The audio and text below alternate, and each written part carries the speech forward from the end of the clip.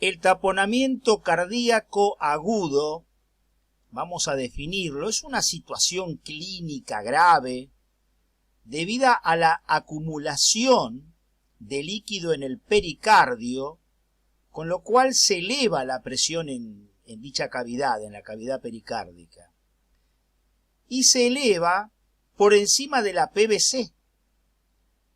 Por lo tanto, disminuye el retorno venoso y también disminuye el flujo anterógrado. Veamos las causas. Cualquier situación de derrame pericárdico puede evolucionar a un taponamiento cardíaco agudo, pero vamos a ver las más frecuentes, que son estas 4 que tenemos acá. En primer lugar, las causas infecciosas, y sobre todo acá vamos a recordar al derrame de origen tuberculoso y al derrame purulento. En segundo lugar, tenemos las causas autoinmunes. En nuestra experiencia en la sala de clínica en el hospital, hemos visto mucho en lupus y también en esclerodermia, pero sobre todo lupus. En tercer lugar, ponemos las neoplasias, ya sea neoplasias como vimos en el video anterior, primarias o las secundarias por infiltración o metástasis. Y por último, en cuarto lugar, como también muy frecuente, ponemos el hemopericardio, o sea, la presencia de sangre acumulada en el pericardio que tiene diferentes orígenes. El hemopericardio puede ser por rotura cardíaca, puede ser luego de una cirugía cardíaca, luego de un traumatismo de tórax, o por fármaco cuando se nos va la mano con los anticoagulantes.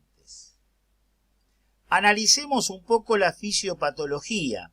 En el taponamiento cardíaco agudo, el volumen de líquido en el pericardio supera el límite de estiramiento de ambas hojas.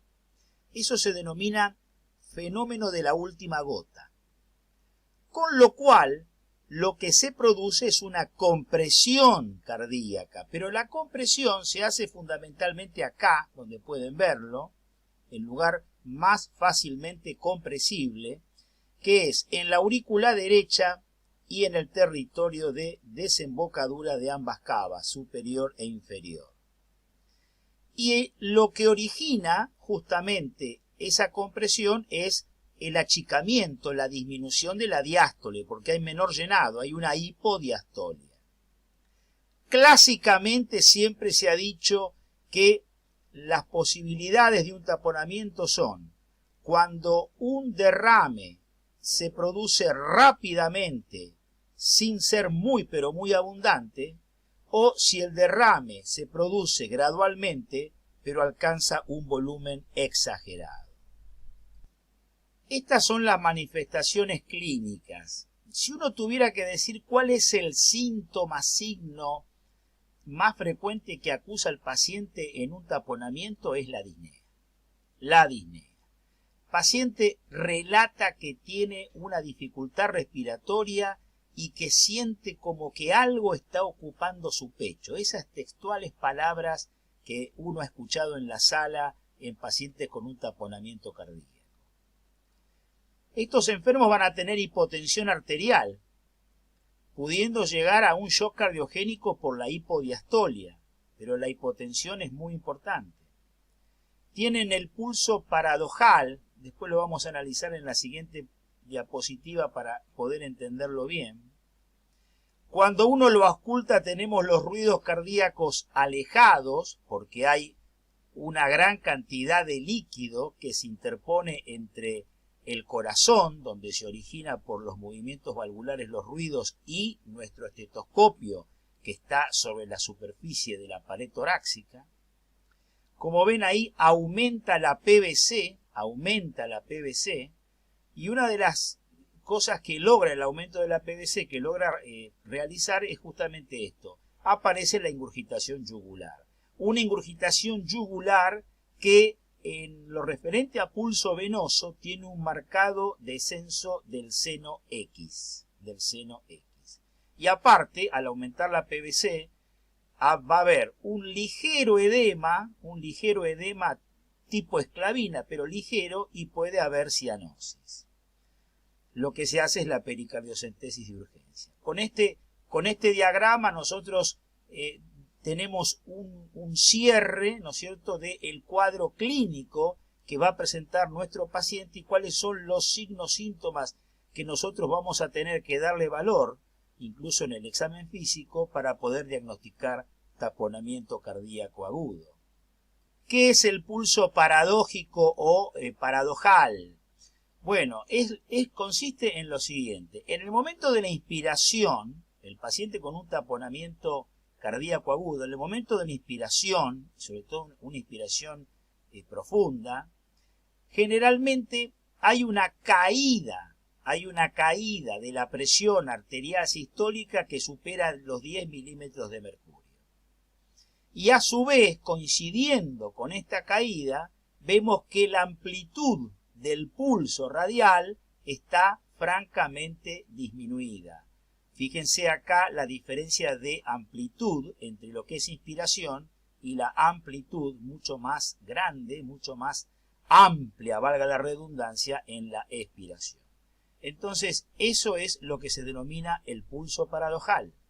Hace muchísimos años que se armó esta tríada en el taponamiento cardíaco que se denomina tríada de Beck, que fue el que la describió por primera vez. La tríada de Beck comprende, en primer lugar, un aumento de la PVC con ingurgitación yugular. En segundo lugar, la hipotensión arterial con el pulso paradojal. Y en tercer lugar, el alejamiento de los ruidos cardíacos. O sea, es una tríada desde el punto de vista clínico semiológico. Ahora bien, el diagnóstico. Fíjense, el método GOLD, el método más importante y más simple para diagnosticar que hay un taponamiento cardíaco es el ecocardiograma. Es el ecocardiograma bidimensional con estudio Doppler color. Y en el ecocardiograma ustedes van a evaluar este espacio que está acá, que se llama espacio pericárdico, y hay que ver qué medida tiene. Generalmente en los taponamientos supera los 2 centímetros, lineales, y generalmente cuando llegamos a los 2 o superamos los 2 centímetros estamos hablando que la cantidad de líquido que puede haber en ese pericardio supera el medio litro. Aparte, otro dato que nos da el ecocardiograma es que nos va a mostrar la compresión sobre aurícula derecha en el territorio de la desembocadura de ambas cavas, que lo charlamos en la fisiopatología. Y también nos puede hacer un cálculo, la ecocardiografía, de la presión intrapericárdica, que va a estar francamente aumentada. En la parte de derrame charlamos un poco de otros estudios por imágenes que por ahí se podrían llegar a utilizar, que estaban en los textos o en los consensos. Acá en el taponamiento también figura la tomografía de tórax. La tomografía de tórax aporta algunos datos, pero insisto, el método gold estándar para hacer el diagnóstico es la ecocardiografía. En la TAC podrán ver calcificaciones pericárdicas, podrán encontrar alguna causa extracardíaca del derrame, y sí sería útil cuando es un derrame localizado, o sea que es un taponamiento localizado. El otro método por imágenes, muy discutido acá, es la resonancia.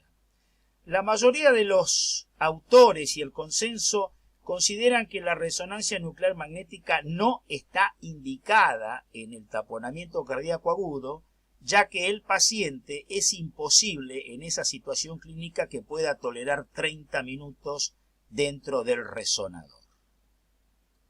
Y para ir terminando, el tratamiento, que es de manejo y resorte exclusivo del especialista, consiste en el avenamiento del pericardio, sacar el líquido, ya sea por una pericardiocentesis o por drenaje quirúrgico.